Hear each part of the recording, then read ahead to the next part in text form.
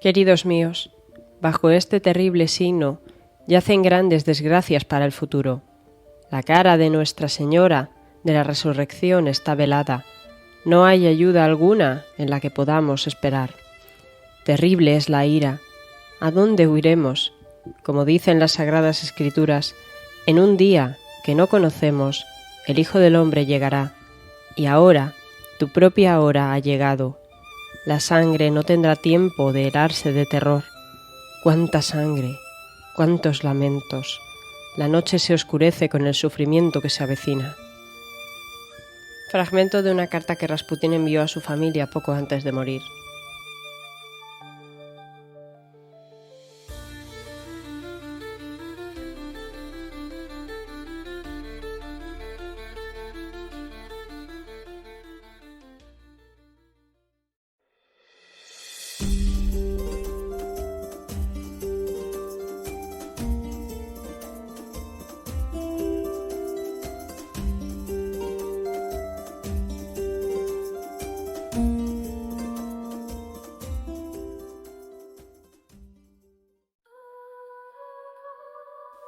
Atrás quedaron el bosque invernal y sus sonidos naturales. Ocultos entre los árboles, pensó que podría haber algún tipo de duendecillos, de esos que ríen con los problemas humanos, aparentemente insignificantes y nada relacionados con ellos. El señor Adamic se volvió un segundo para atisbar los diminutos ojillos negros o las sombras tras las hojitas, para pedir que se alejaran con una mano en el corazón. Esa mañana se iba a derramar sangre y los daños colaterales eran innecesarios. La oscura y fantasmal dama se desvaneció en el aire. Donde había estado ella ya no había nada más que aire. Sin embargo, al hombre le bastó con alzar un poco la mirada para encontrarla, sentada al borde de una de las ventanas, observando con lágrimas en los ojos el interior de un cuarto. Era como si ahí dentro la aguardara toda su vida, una vida a la cual tenía miedo de acceder. Si quieres saber cómo continúa la historia, no te pierdas Las sombras de Praga, la nueva novela de Marta Cánigo Fernández con Ediciones Antonella, ya a la venta en digital y en físico. En digital en Amazon Kindle y a través de la página web, y en físico a través de la página web en cualquier librería o encargándoselo a la autora a través de Instagram, @elmundodelaki. Tenéis toda la información necesaria en la descripción del programa. Y ahora sí, vamos a continuar. Buenas noches a todos, ¿cómo estáis? Espero que de maravilla. Antes de comenzar, quiero haceros un anuncio muy rapidito, y es que desde ya mismo, el programa de Relatos de la Historia ya no participa con Tu Radio Valencia, de manera que a partir de ahora somos independientes. El programa va a funcionar como de costumbre, lunes y viernes. Las temáticas van a ser las mismas o incluso pueden extenderse a edificios, a ciudades o a guerras o a lo que queráis. Yo os propondré cosas y, eso sí, ahora somos independientes. Esto es Relatos de la Historia a secas. Vale, y una vez hecho ese pequeño anuncio, os invito a que os pongáis en situación porque hoy nos vamos a una época no tan lejana. De hecho, es el personaje más actual que he hecho hasta la fecha. Nos situamos en la época de finales del XIX y principios del siglo XX, porque nuestro protagonista de hoy nació en la estepa siberiana en el año 1869. Inició su vida siendo un campesino ruso más, que vivía en su casa, que tenía a su mujer, que tenía a sus hijos, pero terminó convirtiéndose en un loco, en un alcohólico, en un mujeriego, en alguien cuya mirada te penetraba hasta el alma, en alguien que sería llamado nuestro amigo por todos y considerado por algunos sí, pero por la mayoría no, un hombre de Dios. Hoy, por petición de la oyente Nilse, espero que te encante este programa y que te parezca correcto, vamos a conocer la historia de Grigori Rasputín, o como se describe a sí mismo en la película de dibujos animados Anastasia, el hombre de Dios más temido de Rusia. Siberia es un lugar vasto e inmenso, que ocupa la práctica totalidad del norte del continente asiático y forma parte, desde hace siglos, de lo que sería la nación rusa. Aunque, en esta época donde nos situamos, 1869, Rusia era un poco diferente de lo que es a día de hoy. En esos tiempos, más que hablar de nación o de federación, que es lo que es a día de hoy, deberíamos hablar de zarato, una suerte de reino prácticamente feudal, por lo que opinan los más críticos, que estaba gobernado por la figura de un zar. La palabra zar desciende o es una traducción de César, por lo que tiene una influencia bastante clara del término latino. No en vano, Moscú es considerada por muchos como la tercera Roma o la digna heredera de Bizancio. El zar tenía unos poderes prácticamente ilimitados. Su gobierno era una forma de autocracia, donde se consideraba que el zar estaba elegido por Dios. Aún en esta época, de finales del XIX, donde la mayor parte de monarquías europeas ya o habían pasado o se encontraban pasando ese límite donde se separaba la Iglesia del Estado, en Rusia esta unión, esta relación, era bastante más compleja. Y no es que en el resto de Europa no hubiese sido compleja, sino que en Rusia esa complejidad se había alargado en el tiempo y funcionaba de otra manera, debido a que la Iglesia ortodoxa rusa no era una iglesia como podía ser la católica, que respondía, estuviese en el país que estuviese, al Papa. En el caso de los ortodoxos rusos, ellos responden ante un patriarca, concretamente el patriarca de Moscú, también conocido como el patriarca de todas las Rusias. En este momento en el que nos encontramos, los Romanov llevan prácticamente 300 años, aún no llegan a 300, gobernando el país, y gobernándolo con mano de hierro, aunque unos zares fueron más longevos que otros. En este programa ya hemos hablado de algunos, aunque no de todos, de los más famosos. Pero la dinastía había cambiado mucho desde los tiempos de Catalina la Grande. Se habían convertido en una de las familias más ricas del mundo. Residían en complejos palaciegos enormes, de entre los que destacan el Palacio de Invierno o Tsarskoye Seló también. Los hijos de la nobleza a menudo estudiaban fuera, en algún país europeo, y regresaban después. No había tanta meritocracia, no había tanta guerra como había habido en el pasado. Es en este momento en el que nace Rasputín, bajo el gobierno del zar Alejandro III y de su esposa Dagmar de Dinamarca o María Feodorovna Romanova. Un matrimonio que nunca vivió una guerra. Vivieron en paz y consiguieron mantener a todo el zarato, a todo el imperio ruso, con cierta tranquilidad. Pero la tranquilidad no implicaba que no hubiesen habido cambios. 8 años antes del nacimiento de Rasputín, en el año 1861, se había decidido que se iba a abolir la servidumbre. La servidumbre era lo que desde antiguo había vinculado a los campesinos rusos a la tierra de determinado terrateniente o de determinados amos, un régimen que muchos consideran más salvaje que el que había habido en Europa occidental durante la época del feudalismo en la Edad Media, pero sin embargo era un sistema que, si podemos decir que se parezca a alguno, es a ese. Pues bien, durante el zarato de Alejandro III, finalmente se decide abolir esta institución, pero no será abolida de la forma que todos esperaban. Pues sí, los campesinos quedaron en cierta manera liberados, pero o bien tenían que pagar altos costes por ello, en otras ocasiones la tierra que cultivaban pasaba a pertenecer a un mir o, y permitidme que intente decir bien la palabra, obchina. Era una suerte de asamblea campesina, de comunidad, donde las tierras se labraban de forma comunal. Se dividía la tierra en parcelas y se asignaba un trozo a cada familia en función de su tamaño o de sus necesidades. De esa manera, cada familia después pagaba ciertos impuestos, ciertas cantidades al MIR y retenían el resto de impuestos que se conseguían del cultivo de la tierra. Este es un sistema que, si bien comenzó a liberalizar el campo, todavía estaba muy lejos de abolirse lo que era la vieja costumbre, la vieja tradición y de dar a los campesinos rusos una libertad total. Eso sí, fue un primer paso. Y con este contexto creo que ya podemos ir empezando a centrarnos en nuestra figura. Grigori pertenecía a una familia campesina de la zona de Tobolsk, una pequeña aldea siberiana, como ya os he dicho, donde es difícil de ubicar lo que es realidad y lo que es leyenda. Por una parte, se cuenta que Rasputín habría sido uno de los 7, 8, 5 Cada versión cuenta un número de hijos diferente del matrimonio formado por sus padres, pero eso sí, habría sido uno de los pocos supervivientes. También se cuenta que ya desde pequeño, hay quien dice, que tenía ciertas visiones, que era capaz de hablar con Dios. Era un niño que cuando se cometía un robo en la aldea, señalaba a veces que los ladrones no debían buscarse fuera, sino dentro. De alguna manera, señalando que los ladrones habían sido gente del pueblo cuando ocurría algo.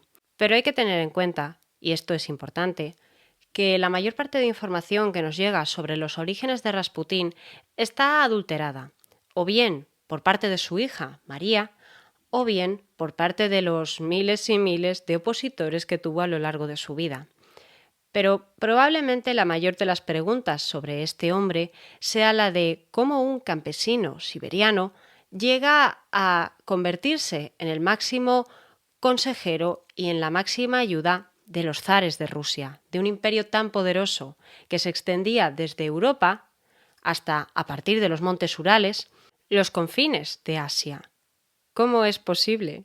Ya en aquel entonces el zarato ruso, el imperio, era el territorio más grande de la Tierra y a día de hoy lo sigue siendo la Federación Rusa. Pues bien, esta es la gran pregunta sin duda. ¿Pero qué es lo que conocemos a ciencia cierta sobre la niñez, la infancia de Rasputín? Sabemos que pronto se aficiona al alcohol, que también muy pronto comienza a tratar con mujeres, le gustan las mujeres, aprende a seducirlas y a ellas también les gusta cómo es él. Tiene unas costumbres, digamos que no las más refinadas del mundo. Es descrito como alguien de mirada penetrante, pero también tosco, aunque, ya os digo, con las mujeres tenía facilidad para mostrarse atento, delicado, comprensivo. Tenía mucha labia para que todos nos entendamos. Y esto le convertiría en una persona peligrosa, peligrosa y astuta, pero también en alguien que podía resultar agradable a simple vista. De entre los supervivientes de sus hermanos, destaca una hermana, que parece ser que fue la otra superviviente. Feodosia era su nombre. Pero también destacaría el hecho de que ninguno de los dos fue jamás a la escuela.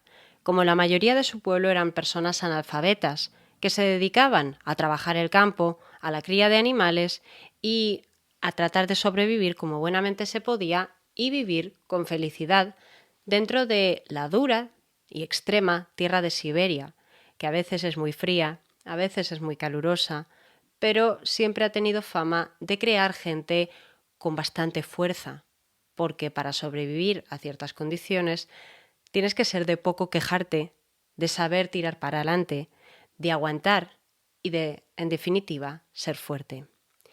Pero la historia de Rasputín comienza a arrancar de forma oficial registrada a partir de su matrimonio.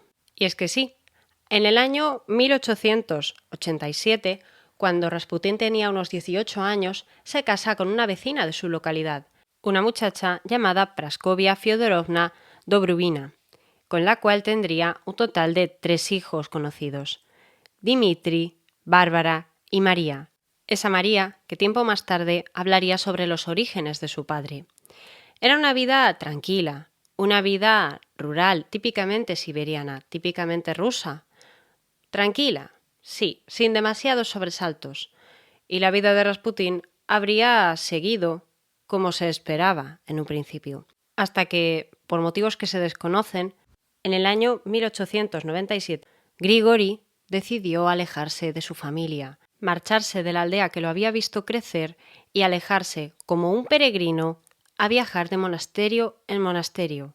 Iba a pie unas veces, otras veces algún campesino aceptaría llevarle, pero es de suponer que la mayoría del camino lo haría a pie, y pasó por distintos lugares.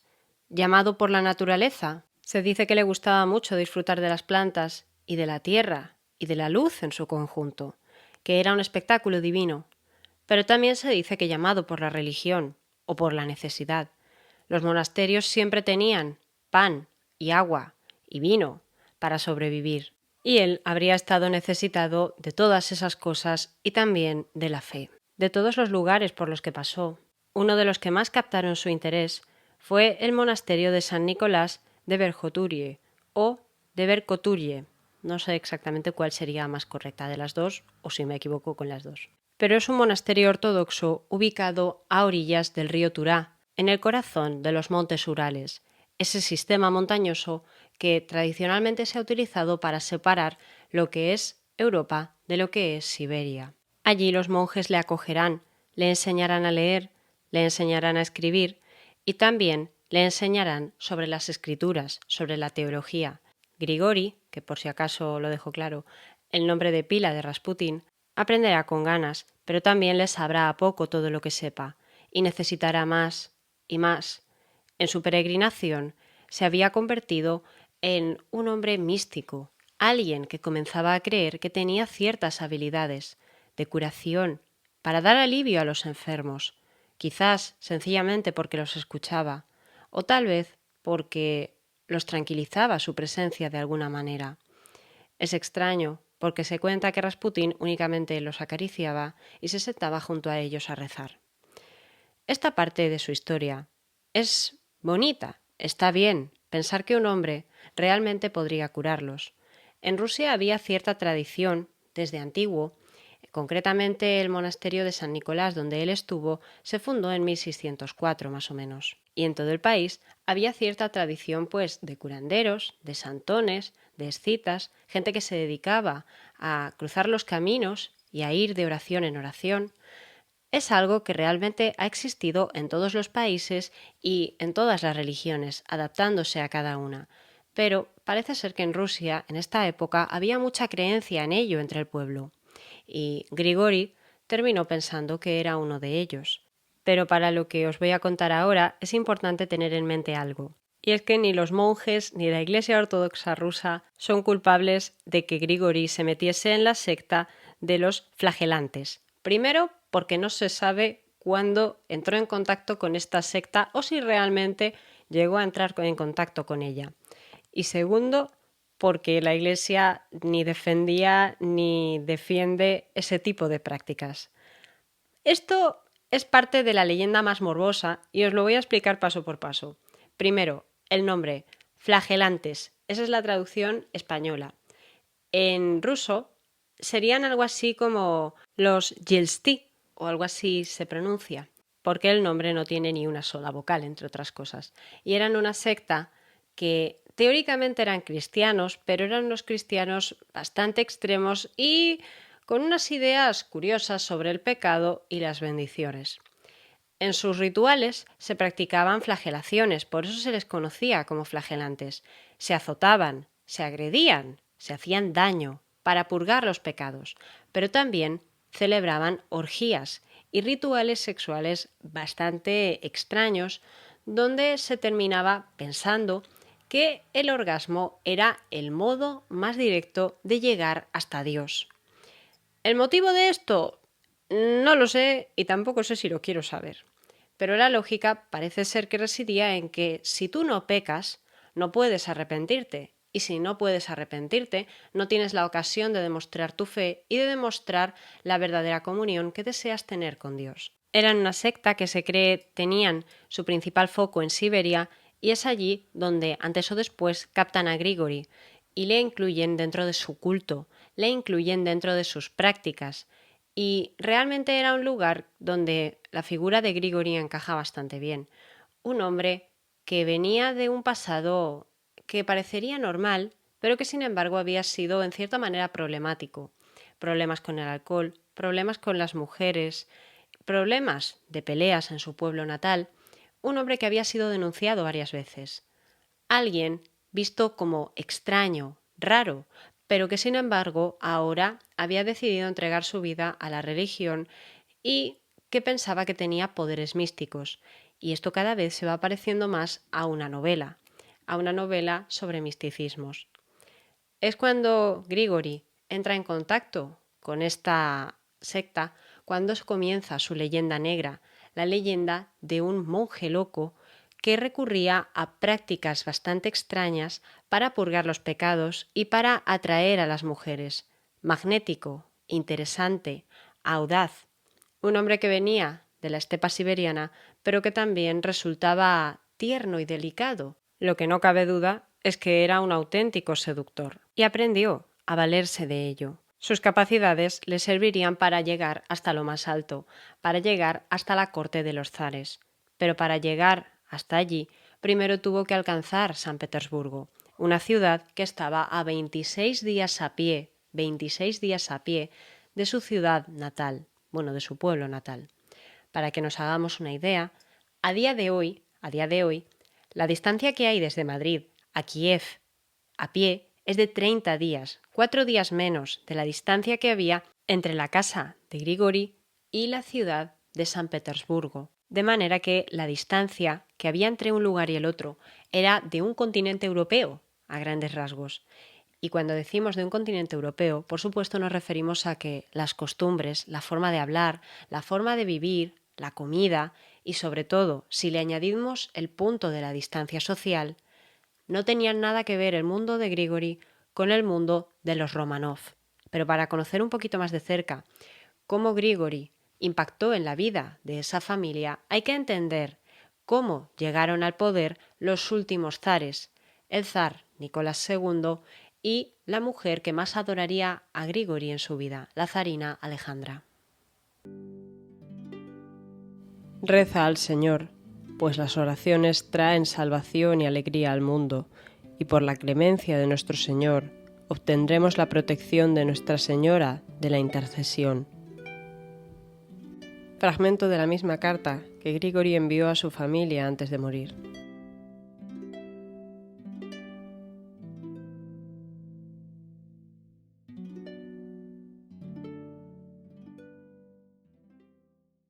En el año 1894 había fallecido, sin que nadie se lo viese venir y a una edad relativamente temprana, el zar Alejandro III, dejando a su esposa, la reina María Feodorovna, que había sido una princesa danesa, y a su hijo mayor, Nicolás, como los que estaban al cargo del trono hasta la coronación del nuevo zar.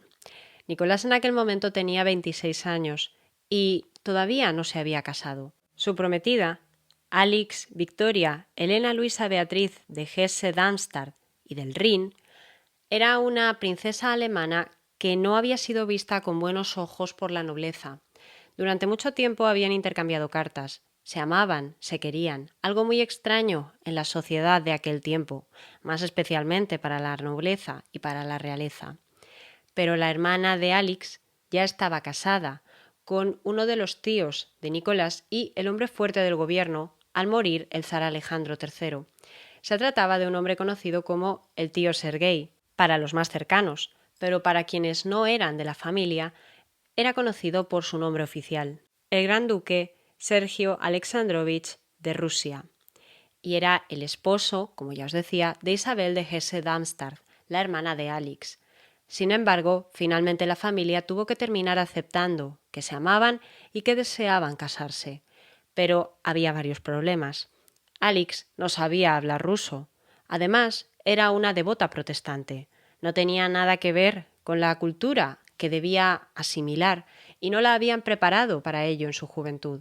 Además, era una princesa que sí era una princesa alemana, nieta de la reina Victoria, y una muchacha a la que esta reina había querido desde siempre, desde su niñez, era una de sus nietas favoritas. Pero también era una muchachita bastante humilde para la riqueza y ostentación que tenían los Romanov. Ya os he hablado al principio y en otros programas sobre la riqueza y el poder de esta familia. Pues bien, lo que buscaban era que la futura zarina, la futura emperatriz, fuese de una pasta concreta, una dama que aunase las características del orgullo, de la elegancia, de la templanza y, sobre todo, que conociese poco a poco la cultura rusa. Alix, en vez de ser algo de eso, era una muchacha muy nerviosa, con tendencia a la melancolía, profundamente cristiana y que, bueno, no casaba bien con el carácter tranquilo y taciturno de Nicolás, que bien apuntaría en su diario en varias ocasiones que no quería ser zar. Y también se lo confesaría al hermano que tenía, Jorge, que residía en Georgia. Ese gran príncipe Jorge fallecería, por desgracia, unos años más tarde en un accidente de motocicleta, y no llegaría a ver lo que ocurriría con su familia.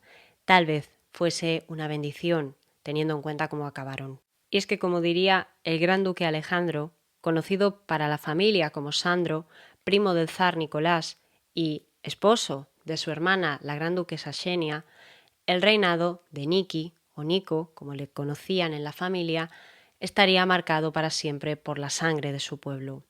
Y es que no bastó con que se casaran cuando todavía no se había terminado el periodo de luto por la muerte del zar Alejandro III, sino que la proclamación, la coronación de Alix, que sería conocida como Alejandra, y Nicolás, estuvo marcada por la tragedia.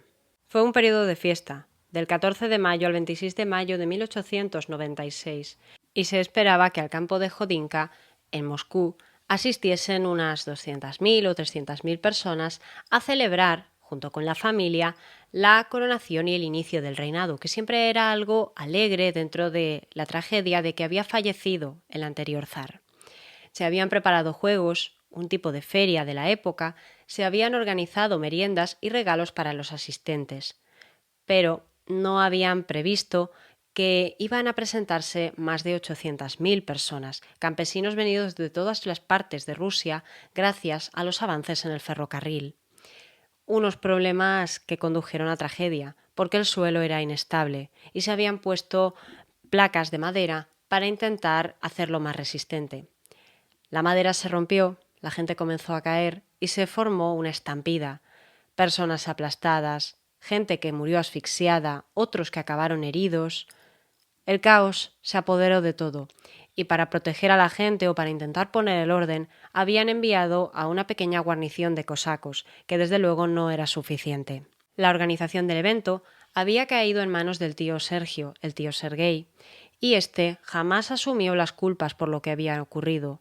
La hermana de la zarina, Isabel de Hesse, tampoco asumió las culpas, y Sandro, el primo de Nicolás, que estaba casado con su hermana y que se consideraba como uno de los principales rivales de Sergei, terminó diciendo aquello, que el zarato de Nicolás ya comenzaba con sangre y estaba marcado por la sangre. De manera que arrancamos con muy buen rollo dentro de la familia Romanov. No se llevaban muy bien entre ellos, eran demasiados en la familia. Y bueno, no sé si creéis en el mal de ojo, pero igual no comenzaron con muy buena suerte. Si hay una pareja en la realeza europea a los que les mirase no un tuerto, sino un congreso de tuertos, como se suele decir en España, fue a Nicolás II y a la zarina Alejandra. Y sumada a esa tragedia, comenzaron pronto las tensiones entre la nobleza, y a eso se sumaban las huelgas obreras. Rusia se había ido industrializando, al igual que el resto del continente europeo, pero era lo que se llama un gigante con pies de barro, una sociedad eminentemente agraria, aún considerada como atrasada por muchos, que se industrializaba de forma prácticamente arbitraria a ojos de algunos. La gente emigraba del campo a las ciudades buscando una vida mejor y lo que se encontraban eran jornadas de 12 horas, eran condiciones que no eran las mejores y eran unos sueldos que tampoco eran los más altos. Pero aparentemente y a nivel general parecía que todo iba bien. La producción aumentaba, a nivel económico el país prosperaba, a nivel político, a nivel geopolítico, era una de las naciones más poderosas. Era un país respetado y firmemente incluido dentro de lo que era el corazón de Europa, el entorno europeo. Su familia real, los Romanov, estaban emparentados con la práctica totalidad de las casas europeas. El Kaiser Guillermo era pariente de Nicolás.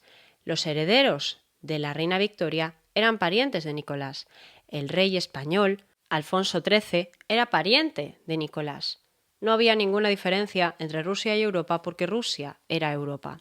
Se había cumplido, como siempre suelo decir yo, el sueño de Pedro I el Grande. Pero los zares pronto tuvieron problemas a nivel personal, y es que les iban naciendo niños. Ya os digo que Nicolás y Alejandra se querían, pero no tuvieron suerte. 3 embarazos prácticamente seguidos terminaron teniendo 3 niñas.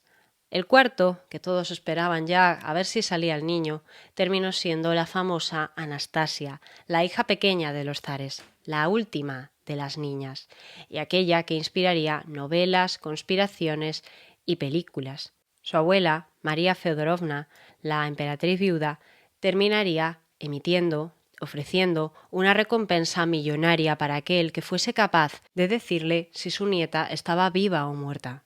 Pero para eso aún quedaban unos 18 años más o menos. Pero Nicolás y Alejandra, en mitad de su desesperación y de su sufrimiento por no ser capaces de dar a luz a un heredero, a un niño que heredase la corona, porque aunque habían habido otras mujeres que habían gobernado el trono ruso sin ningún problema, ahí tenemos a Catalina la Grande, ahí tenemos a la zarina Isabel, la zarina Ana, a partir del año 1797, durante el reinado del zar Pablo, el hijo de Catalina la Grande, se habían instaurado las leyes de sucesión, donde se decía que los varones tenían que ser los herederos y que una mujer no iba a poder gobernar bajo ningún concepto.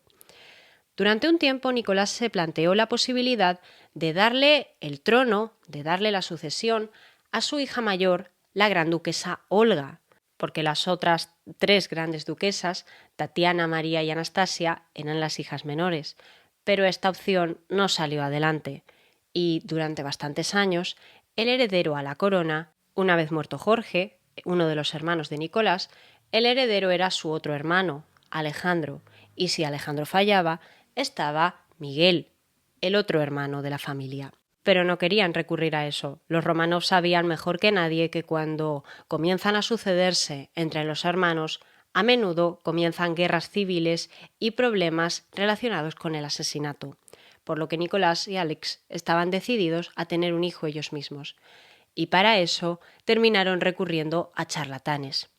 En esa época, en la sociedad alta de San Petersburgo, había 2 princesas de origen montenegrino, las hijas del rey de Montenegro, llamadas Stana, Anastasia, Stana es una abreviatura, y Militsa. Cada una de ellas estaba casada con un príncipe de la familia Romanov, y eran 2 mujeres demasiado aficionadas al espiritismo y a los temas místicos. Pero también eran 2 mujeres que apoyaban mucho a Alex y a Nicolás en su sufrimiento, y en un intento por ayudarles, comenzaron a proponerles que les tratasen médicos y santones de origen dudoso, pero que afirmaban tener poderes para conseguir que diesen a luz a un niño varón. Y los zares, que eran un matrimonio bastante supersticioso y muy religioso, terminaron aceptando la buena voluntad de sus amigas y primas lejanas. Y sí, ellas, las princesas montenegrinas, presentaron a Rasputín a los zares, pero para eso todavía quedaban unos años. En un principio presentaron a un supuesto médico francés de nombre Philippe Nizier Antelme, y a él ya le llamarían por el apodo de nuestro amigo, aunque no era el amigo que todos terminaríamos conociendo en el futuro, el que todos conocemos a día de hoy.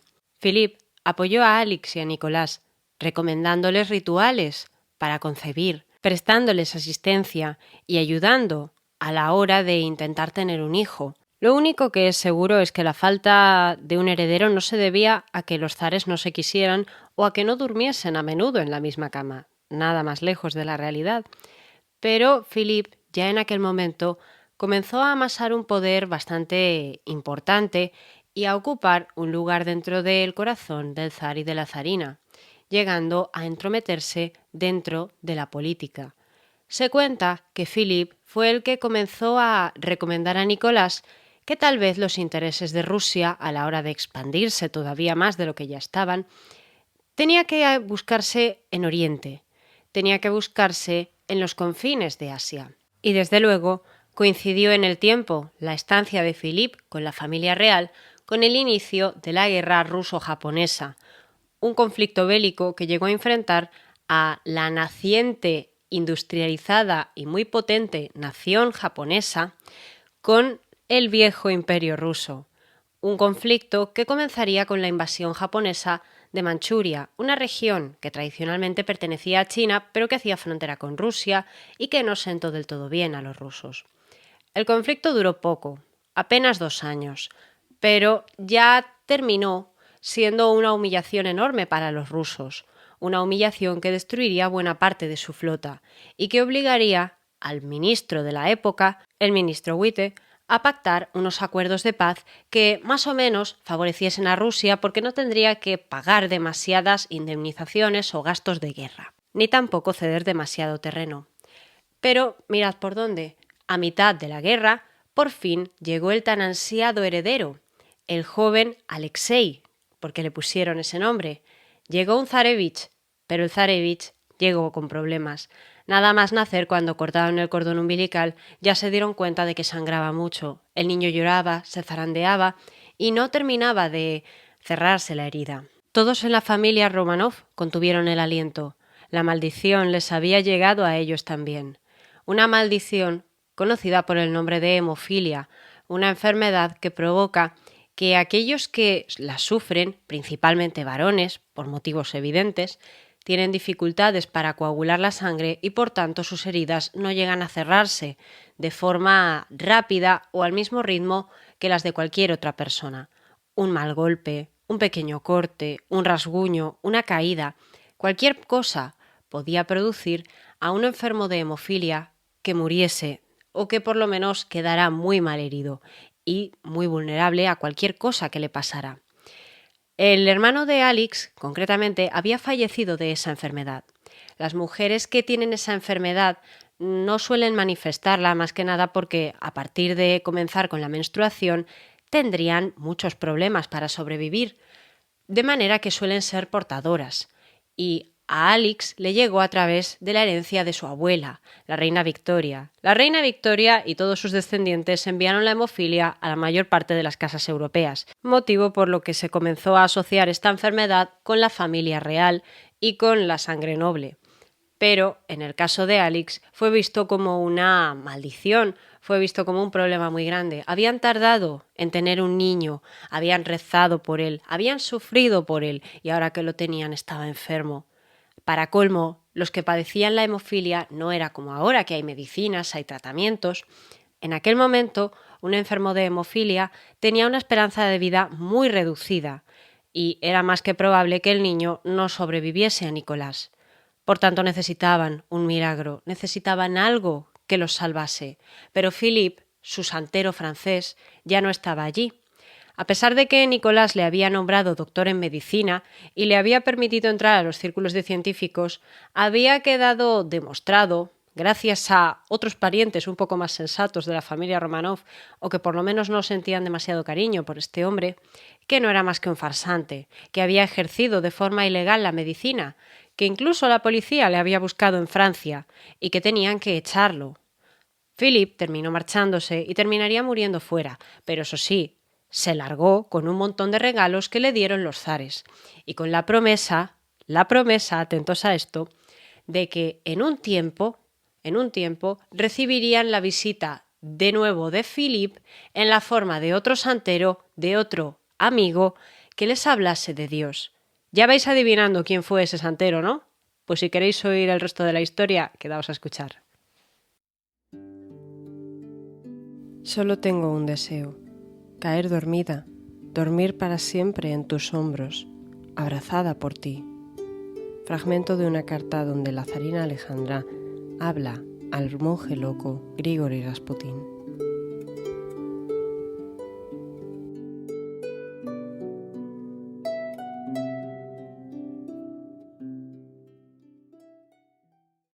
Así como curiosidad, os he comentado que el pacto que condujo a la paz entre Rusia y Japón después de la guerra ruso-japonesa se firmó en Estados Unidos, en New Hampshire.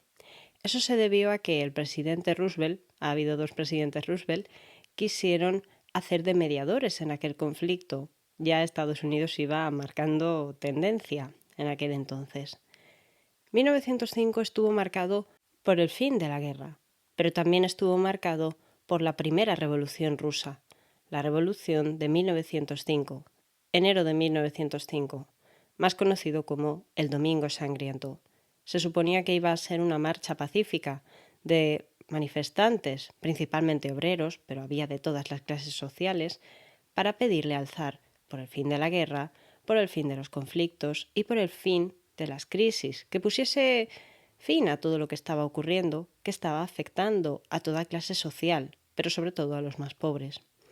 La respuesta de la guardia, porque el zar no estaba presente en aquel momento, estaba fuera de la ciudad, no pudo ser más clara. Dispararon a todo aquel que se acercó. No sabían los guardias si iban o no armados y se dedicaron a abrir fuego contra los manifestantes. Las víctimas se contaron por centenas. Demasiada gente murió aquel día. Y en mitad de todo eso, la desesperación. El niño enfermo, el niño que después de tanto tiempo de búsqueda no estaba sano. Alexei había nacido con problemas y no podían hacer nada. Sus padres solo podían limitarse a intentar alargar su vida e intentar mantenerlo vivo todo lo que pudiesen. Eso sí, tampoco podían contar abiertamente lo que pasaba con el niño, pues habría sido un escándalo a nivel nacional y habría debilitado mucho la imagen de la monarquía, por lo menos, si no era de cara al interior, sí que lo era de cara al exterior. La revolución de 1905 ya sentaba un precedente, pero además también sentaría un precedente, poquito más tarde, el asesinato del tío Sergei, un atentado donde le metieron una bomba en el coche de caballos que lo conducía desde su casa al trabajo. Su esposa, la hermana de Alex, tuvo que recoger los trozos de su cuerpo. Es en ese momento y no en otro cuando las princesas montenegrinas deciden presentarles al matrimonio real a un santón siberiano que venía de un lugar desconocido, Tobolsk, un lugar que a nadie de la alta sociedad rusa se le ocurriría visitar. De hecho, es poco probable siquiera que supiesen ubicarlo en el mapa. Grigori Rasputín se había ganado la confianza de todos. Había llegado a San Petersburgo con la recomendación de unos cuantos obispos y monjes y se había hecho una fama, principalmente en los círculos de la alta sociedad, en aquellos donde gustaban los temas espiritistas y los temas de misticismo, pues él no sólo afirmaba ser capaz de curar enfermedades, sino que además era capaz de aliviar los dolores emocionales, los dolores mentales del alma de la gente, lo que a día de hoy llamaríamos un psicólogo en cierta manera. Una forma mucho más mística, todo hay que decirlo. Pero Grigori, Rasputín, era un hombre increíble a ojos de muchos. Su barba, tan espesa y tan larga, recordaba a las que solían utilizar los clérigos de la Iglesia ortodoxa, pero también a las barbas que se habían utilizado en la Edad Media en Rusia. Era un hombre clásico a ojos de todos. Su comportamiento, su habla, su rudeza no tenía nada que ver con aquellos nobles que ahora le miraban como si fuese un juguete, como si fuese un ser al que admirar. Nadie lo sabía a ciencia cierta. Pero el caso es que les pareció interesante presentárselo a los zares. Tal vez él podía aliviar el dolor que estaban sintiendo o que se imaginaban que podían llegar a sentir, porque solamente los más cercanos al matrimonio llegaron alguna vez a saber que Alexis estaba realmente enfermo de hemofilia. Ocultar al heredero de ojos públicos tal vez tampoco ayudó a la imagen de la monarquía en aquel tiempo. Pero el caso es que en 1905 conocen finalmente a Rasputín y aunque la primera visita pasa un poco desapercibida, unos meses más tarde, Rasputín se atreve a enviarles él mismo un telegrama a los zares. Les envía un telegrama donde les habla sobre Dios y sobre la necesidad y las ganas que tendría de llevarles un icono religioso, de regalárselo a la pareja imperial.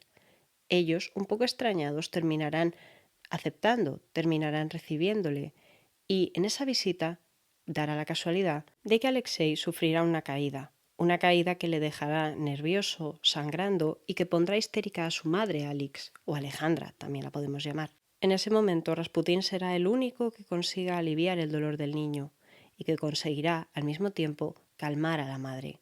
Se ha especulado mucho sobre qué métodos utilizaba Rasputín para curar al niño. Lo más probable es que sencillamente fuese capaz de aliviar el histerismo de la madre y, al calmar a la madre, ella le transmitiría una mayor tranquilidad al pequeño, pero además solía haber médicos y enfermeras alrededor que o lo intentaban poner cómodo o intentaban tapar las heridas o que intentaban aliviarle de alguna manera. El niño se retorcía, ellos lo cogían, lo agarrarían. Es más probable, es más que probable, que Rasputín decidiese pedir que dejasen al niño solo y él sentarse con él a rezar, a hacerlo calmado, sin tocarlo, sin molestarlo, sin perturbarlo, y el niño solo se tranquilizaría, calmaría y bajaría el nivel de tensión. Todo puede ser. A mí me suena fácil que eso funcionara. En aquella primera visita, los padres terminaron llevando a Rasputín también a los aposentos donde dormían las 4 niñas, Olga, Tatiana, María y Anastasia. Otma, que es así como se las llamaba, en acrónimo, utilizando las iniciales de cada una. Y no se sabe muy bien por qué, pero toda la familia terminó encandilada por Rasputín y comenzaron a intuir que ese hombre era Philip, era el ser del que les había hablado su anterior amigo, que volvería a cuidar de ellos y que volvería a hablarles de Dios. Ya no se separaron de él hasta prácticamente el fin de sus días, y eso, a ojos de muchos, en Rusia, fue una catástrofe, porque Rasputín no tardó en meter las narices en política, pero también no tardó en comenzar a causar estragos por San Petersburgo. Sus amantes se contaban por decenas. Sus enemigos crecían día a día. Se convirtió en una especie de gurú religioso que también, además, predicaba pues este tipo de filosofía que había aprendido, donde para poder arrepentirte tienes que pecar primero. Las mujeres de la nobleza se sentían atraídas por él. De hecho, una amiga íntima de la zarina Alejandra y también una de sus camareras, Ana Virúbova, terminó relacionándose con Rasputín y terminó teniendo una curiosa aventura con él.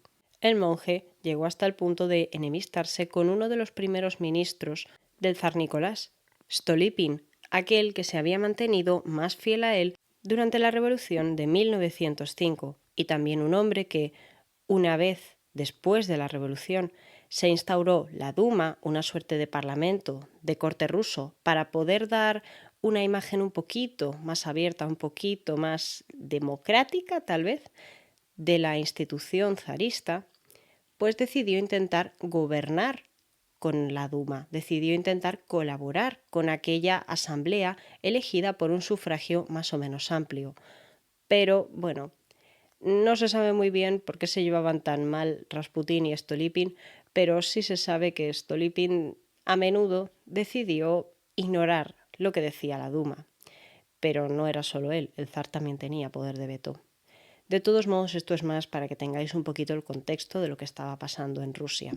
Por lo que respecta a Rasputín, comenzó a convertirse en un escándalo de cara a los propios Romanov cuando corrió la voz de que el monje tenía permiso para entrar en las habitaciones de las grandes duquesas, de las princesas, cuando éstas estaban a medias de vestir, que podía verlas en paños menores, nada más lejos de la realidad. Al mismo tiempo, nadie se explicaba por qué un monje venido a menos, un hombre de origen campesino, se ocupaba no solo ya de confesar a la zarina, dejando en segundo plano al verdadero confesor de la familia real, Teofán de Poltava. Sencillamente, ¿qué hacía aquel mono de feria que era tan común verle en las tabernas, en los bajos fondos, siempre acompañado de 1000 mujeres, unas nobles, otras de baja clase? ¿Por qué? Él era un personaje considerado como muy siniestro para la mayoría, y sin embargo, los zares parecían tenerle mucho cariño. Fueron varias las ocasiones en las que la familia del zar intentó deshacerse de Rasputín. Intentaron, primero, que lo desterrasen, que lo devolviesen a Tobolsk, pero en vez de conseguir que lo echasen, lo único que lograron es que la zarina Alejandra decidiese ocuparse personalmente de que a la esposa de Rasputín, Praskovia, y a sus hijos no les faltase de nada, que tuviesen una buena vida, lo cual, pues a ver, está bastante bien, hay que decirlo. Dicho de forma objetiva, querer que a una familia le vaya bien siempre es algo positivo. Pero al mismo tiempo que esto ocurría, Rasputín iba amasando cada vez más poder. La zarina comenzó a ser vista por todos no ya únicamente como una extranjera, una alemana, y con el paso de los años la tensión entre alemanes y rusos iba creciendo, no solo porque era una rivalidad antigua, sino también porque el Kaiser Guillermo y Nicolás no siempre tuvieron una relación fácil. Pues Alix pasó de eso a ser vista como una histérica. Era una mujer que además consumía un montón de fármacos para calmarse. Algunos de ellos estaban hechos directamente con opio. Y Rasputín, pues, era el único, al final, que podía calmarla. Compartía su fervor religioso, pero claro, la pregunta aquí es, ¿la zarina sabía realmente lo que este hombre, este santón, predicaba o no lo sabía? La mayor parte de las teorías apuntan a que Alejandra no tenía ni idea de lo que se estaba fraguando en su casa y que no se imaginaba nada de lo que realmente este hombre hacía cuando salía a la calle, cuando estaba lejos de los zares. Parece ser que pregonaba abiertamente que los zares eran suyos, que la zarina era suya. Y es cierto, Alejandra, se convirtió en su principal valedora, para bien o para mal. Incluso los metropolitanos de Moscú, un metropolitano llamado Antonio y un metropolitano llamado Vladimir, tuvieron una relación compleja con él, por considerar que su visión de la religión no encajaba del todo con lo que era normal, con lo que era común. Había algo en Rasputín que no encajaba y que no gustaba a nadie, pero que, claro, cuando lo veías fuera de la corte, todo cobraba sentido. Y de todos modos también hay que tener en cuenta, Rasputín era un hombre que tenía muchísimos enemigos, por lo que también hay que tener un poco de prudencia. Es posible que algunas historias sobre él estén un poco sacadas de tono o un poquito exageradas, porque la verdad es que a mí hay algunas cosas de esta historia que me suenan un poco exageradas.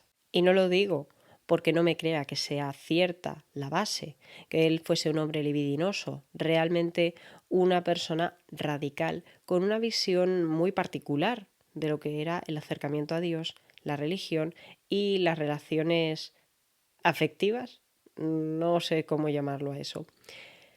Pero también puedo imaginarme que esas historias que hablan sobre mujeres haciendo cola en su casa, tal vez estén un poco exageradas. Y es que se contaban todo tipo de historias exageradas, pero la más salvaje de todas fue la que se produjo, tenemos que dar aquí un pequeño salto en el tiempo, en el año 1911.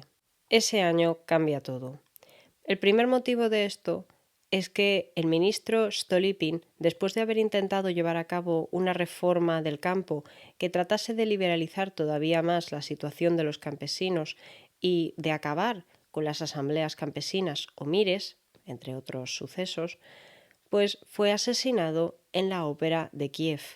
Se dice que el emperador, el zar, estaba con él en ese momento y recibió un disparo. Estuvo luchando por su vida durante 3 días, pero no lo consiguió. Había caído uno de los amigos de Rasputín. Asimismo, el confesor también fue echado, también fue desplazado. Rasputín había sobrevivido a varios intentos de asesinato. Pero claro, siempre se suele decir, ¿qué intentos de asesinato?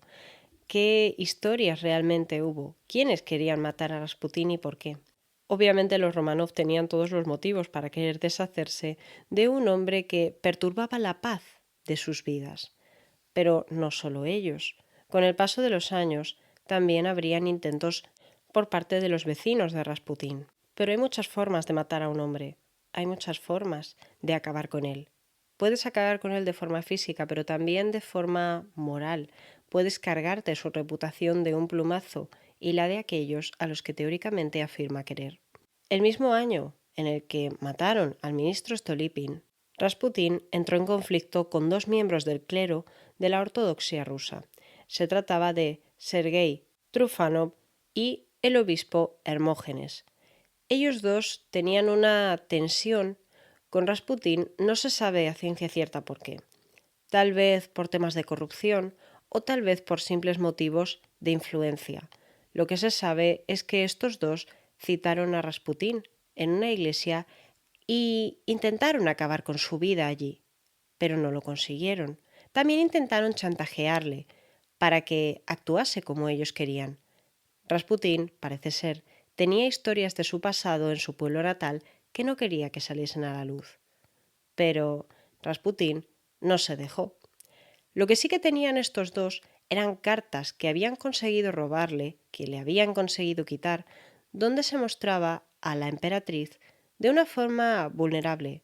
Alejandra, siempre una mujer emocional, por lo que se cuenta, le enviaba cartas como las que le enviaban sus hijos, donde le llamaban nuestro amigo, pero donde también apelaban a las ganas que tenían de verlo, de que les acariciase, de que les hablase, de que les perdonase todos los pecados que tenían. En concreto, la zarina afirmaba que había pecado mucho. Y bueno, un montón de frases que realmente son inocentes, si las miras con buenos ojos, pero que aquel que quiera ver algo pecaminoso o algo incluso morboso en ello, podía encontrarlo, por desgracia. Y ese fue el problema. Sergei Trufano y el obispo Hermógenes terminaron aireando esas cartas y la prensa ya no es que armase polémica, sino que generó un escándalo de nivel nacional, un escándalo de alcance que nadie se podía imaginar. Corrían por San Petersburgo, Moscú y las principales ciudades viñetas donde se representaba a la zarina manteniendo relaciones íntimas con el monje, con el santón, y también se airearon las cartas que Alejandra le enviaba, pero también las cartas que le enviaban los hijos, concretamente las niñas, y se comenzó a correr el rumor de que ese monje tenía unas relaciones del todo inapropiadas, que estaba corrompiendo el alma de los zares y que se había convertido en un depravado, y que de paso la zarina era otra depravada. Después de esto, obviamente, el zar recibió presiones para deshacerse de Rasputín, y lo intentaron, pero duró poco. Al final, Alexei siempre empeoraba y Rasputín regresaba, llamado por Alejandra, la cual tampoco podía vivir sin él. Y así lo demostró durante 3 años más, hasta que en 1914 estalló la Primera Guerra Mundial. Parece ser que Rasputín recomendó no entrar en la guerra, pero Nicolás tenía que hacer lo que mandaban sus ministros, lo que aconsejaban sus ministros y lo que él consideraba mejor para el país, por lo que Rusia entró en el conflicto armado que había comenzado teóricamente, que es una excusa realmente, pero teóricamente comenzó con el asesinato del archiduque Francisco Fernando del Imperio Austrohúngaro, siendo parte de la conocida como Triple Entente, una alianza formada por franceses, ingleses y rusos, que se enfrentarían al bando de los alemanes con los austrohúngaros, con los turcos otomanos, con los búlgaros y con los rumanos. Rusia tenía ciertos intereses con su influencia en la zona eslava, pero también tenía conflictos personales y familiares con el Kaiser Guillermo, con los alemanes y, bueno, también tenía unas relaciones que mantener con franceses y con ingleses. Tengamos en cuenta que en esta época los rusos habían estado recibiendo mucha financiación de los franceses. Pero el golpe no sentó nada bien a la zarina, que era alemana. Alemana y además era vista por el pueblo como una auténtica depravada. Su reputación estaba por los suelos y ahora nadie la quería prácticamente. Por lo que la cosa empeoró cuando Nicolás decidió relegar al general de sus ejércitos y ponerse él mismo a dirigir a la tropa. En ese momento Alejandra, que había habilitado varios palacios como hospitales y junto con sus hijas, con el niño y con Rasputín se ocupaban de atenderlos, pues se vio entre la espada y la pared. Ella se vio sola y teniendo que asumir una responsabilidad de gestión que no era capaz de asumir. Fue en esa época, en ese mismo año, cuando una de las vecinas de Rasputín, una mujer conocida como Dionia Guseva, intentó asesinar a Rasputín apuñalándole en el pecho. El monje sobrevivió milagrosamente, haciendo honor al refrán de que mala hierba nunca muere, y terminó recuperándose para regresar otra vez más al lado de la zarina, una zarina que comenzó a despedir ministros siempre que se ponían en contra del monje, siempre que se ponían en contra de su amigo. Rasputín comenzó a decidir qué se hacía y qué no se hacía en cada momento. No es que lo hiciese él de forma directa, pero siempre se ha achacado una capacidad enorme para manipular a la zarina y para que ella hiciese lo que él quería. Que bueno, todo esto puede ser discutible totalmente, pero parece ser que esa influencia sí que existía, porque los zares estaban convencidos de que la vida de Alexei y por tanto el futuro de la dinastía dependían de él. Y esa sensación de impotencia, de terror absoluto, eso puede llevar a algunos padres a hacer cualquier cosa con tal de que su hijo esté a salvo, porque ellos tenían dos problemas, el problema de ser padres y el problema de ser reyes. Eso genera mucha tensión. Y además reyes de un imperio que se estaba cayendo a trozos, revueltas por todas partes, protestas, partidos revolucionarios, atentados, asesinatos en su propia familia. Se les estaba yendo de las manos totalmente. Finalmente, San Petersburgo se convirtió en un polvorín donde todos, tanto el obrero, el revolucionario, el burgués, el clérigo y el noble, solo estaban de acuerdo en una cosa: había que deshacerse de Rasputín. Había que deshacerse del monje si querían hacer que por una vez los zares reaccionasen y por lo menos se calmara la situación y Rusia saliese de la guerra. Pero, ¿cómo iban a matarlo? Pues, aunque no fue una conspiración llevada a cabo por todos juntos, hubo dos conspiraciones famosas, una que falló y otra que salió adelante, que, bueno, podrían haber dado resultado. La primera fue llevada a cabo por Sergei Teofán, el viejo enemigo de Rasputín, junto con uno de los miembros del Parlamento de la Duma, el líder de uno de los partidos de la época que estaban más cercanos a los intereses de los nobles. Se llamaba Alexei Kostov. Pero ese atentado, ese intento de asesinato, no salió adelante. Rasputín salió airoso y la verdad es que ellos tampoco llegaron a ponerlo en práctica de forma seria. Pero la historia del asesinato de Rasputín es curiosa porque la conspiración que finalmente salió bien fue llevada a cabo por parientes muy cercanos de Nicolás y de Alejandra. Al final fueron los propios Romanov los que se lo quitaron de encima. Pero el brazo ejecutor y además la mente intelectual de aquel asesinato no era Romanov, o no lo era exactamente. Se trataba de un príncipe, hijo de una de las familias más poderosas de Rusia, que, sin ser Romanov, estaba casado con una de las sobrinas del zar, ella sí, una Romanova, la princesa Irina. Por supuesto, el nombre de este caballero no era otro que Félix de Yusupov. La noche del 30 de diciembre de 1916, el príncipe Yusupov fue, pasada la medianoche, a recoger al monje Rasputín a su casa. Grigori, crédulo, había caído en la trampa. Le prometieron que iba a conocer a la hermosa esposa del príncipe.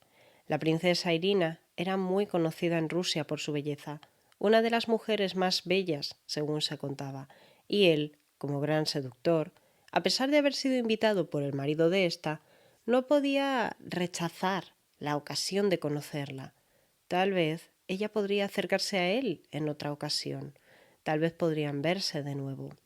Todo se podía ver, todo se podía estudiar. Pero con lo que no contó es con que el chofer que los llevaría hasta el palacio Yusupov no era un chofer, sino un médico, el doctor Lazobert, un hombre que habían contratado para incluir el cianuro en la dieta. Yusupov y su esposa vivían en la calle Gorokohaya, una de las más caras de la ciudad de San Petersburgo. A pesar de la guerra, todo estaba tranquilo, y más en ese barrio donde vivían los más ricos. Todo estaba tranquilo, ya os digo, nada fuera de lo común. Rasputín tenía que viajar de forma discreta porque su vida ya había corrido peligro otras veces, y pensaba que con la familia del zar todo estaría bien. Pobre de él, viejo diablo, pobre de él. Nada más llegar, le sirvieron una copa de vino y le ofrecieron unos pasteles que ya sabían de antemano le gustaban mucho. Pasteles caros, de pastelería de la buena. Esa que dura un solo día, porque tienes que comer cuanto antes, si no se echa todo a perder. Rasputín terminó aceptando, encantado. Bebía mucho vino, por lo que decía Yusupov en su relato, que publicaría años más tarde. También comía, pero nada cambiaba, no pasaba nada, y él pedía insistentemente que bajase de una vez la princesa Irina, que quería conocerla, y quería de paso ayudarla con los problemas de salud que su esposo había asegurado que necesitaba consejo. Pero había un problema, y es que Irina no estaba en la ciudad. Dicen que se había negado a participar en el complot, pero otros comentan que sencillamente decidió irse a pasar fuera unos días y que su esposo aprovechó la ausencia de su mujer para preparar este complot y cometer el asesinato sin asustarla o sin involucrarla a ella de forma directa. Pues la princesa Irina sí que habría podido tener una responsabilidad para con su familia, los Romanov. El príncipe Yusupov comenzó a ponerse nervioso, pues el veneno no hacía efecto, y era extraño, el cianuro tiene un efecto inmediato. Por más que comía y por más que bebía, el monje se impacientaba, se cabreaba y se emborrachaba. Y no cambiaba nada, nada pasaba. Por lo que Yusupov terminó marchándose de la habitación para ir al sótano donde aguardaban sus cómplices y preguntar qué hacía ante esa situación, porque estaban pasando los minutos, pasaba el tiempo y nada cambiaba. Ellos le entregaron una pistola y le dijeron que había que disparar. Yusupov tomó el arma y le disparó. Y ahí ya, al verse en la situación tan extrema donde estaba, Rasputín comenzó a intentar defenderse y a intentar salir del palacio como fuera posible. Aprovechando el momento, el resto de los compañeros de Yusupov salieron de su escondite y comenzaron a atacar al monje. Lo apalearon, le dispararon, le atacaron, intentaron que muriese de todas las formas posibles, pero extrañamente Rasputín no moría, ni tampoco se caía al suelo. Seguía luchando por su vida, seguía intentando apoyarse en las paredes, levantarse, ponerse en pie y salir corriendo por su propio pie. Parecía que el monje era indestructible, siempre había sido duro de pelar, pero aquellos campesinos de Siberia eran tan fuertes realmente como para aguantar balas, desangrarse, veneno y no morir. Pues mirad por dónde. La historia nos cuenta, la leyenda mejor dicho, que Rasputín salió del palacio Yusupov a la noche del invierno ruso, siempre tan frío, y más en una ciudad que además es húmeda como San Petersburgo, porque está construida la ciudad encima de un terreno de marisma, y eso siempre da un extra de frío. Pero Rasputín salió con vida y consiguió huir de sus captores, quienes, ahora que lo tenían acorralado, comenzaron a disparar de forma más desesperada que antes. Entonces llegó un punto en el que Rasputín se desplomó en el suelo, dejó de moverse y, como pensaron que ya había terminado todo, lo lanzaron al río. Concretamente lo lanzaron a una zona del río Neva que estaba congelada en aquella época, lo cual haría todavía más difícil que encontrasen al monje y que él, si le quedaba algo de vida, pudiese sobrevivir. Pero la realidad es que tampoco tardaron demasiado en encontrarlo. Lo encontraron y lo examinaron.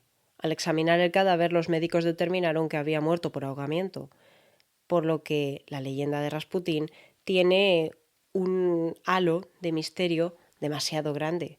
¿Realmente cómo murió Rasputín? Porque la que os acabo de contar yo, es la versión de Yusupov.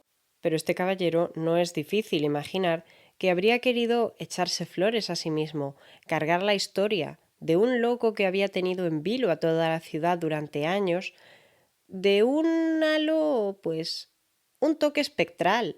Un hombre como Rasputín no podía irse de un simple tiro en la cabeza, no podía desaparecer así sin más.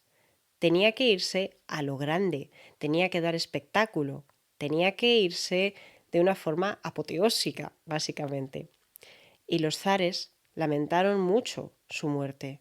La zarina Alejandra y el zar Nicolás decidieron enterrar al que había sido su amigo en el lugar donde ellos residían en las épocas más cálidas del año, en el recinto de Tsarskoye Seló.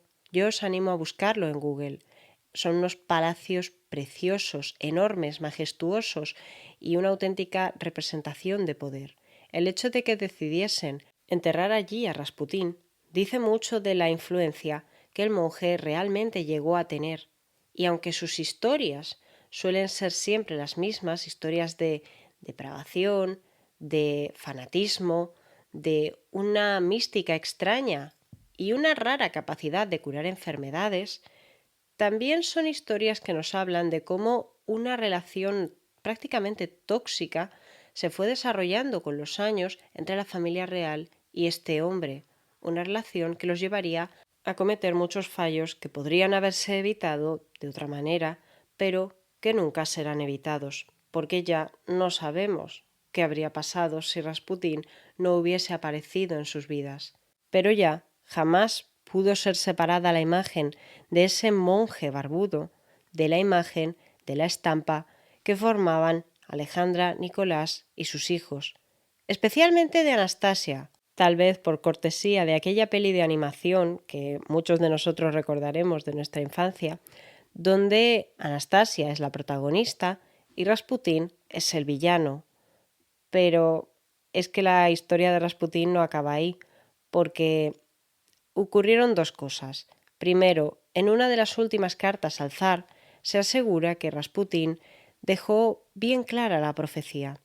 Si él moría a manos de un familiar del zar, 2 años más tarde la familia entera sería asesinada. Y por desgracia, Rasputín no pudo ser más certero. En 1918, tras la salida de Rusia de la Primera Guerra Mundial y la posterior Revolución Rusa que terminaron ganando los bolcheviques, la familia de Nicolás fue encerrada en la casa Ipatiev, en la ciudad de Ekaterimburgo.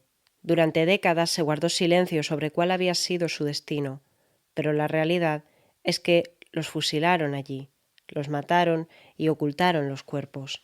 Pero no toda la familia terminó pereciendo.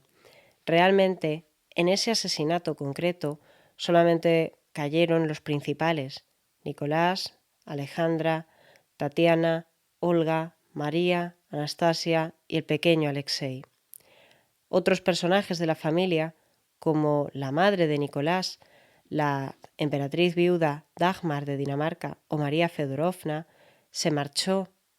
Ella escapó y efectivamente llegó a ofrecer una recompensa millonaria por si alguien podía decirle si sus nietos seguían con vida.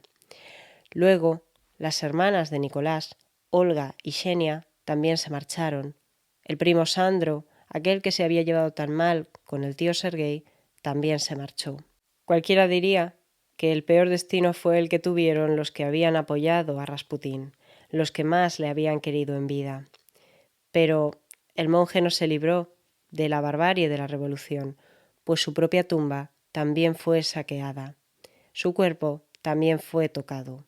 Y para siempre, la imagen de Rasputín ha pasado a la historia como un ser al que todos consideran despreciable. Y es muy raro que esto ocurra.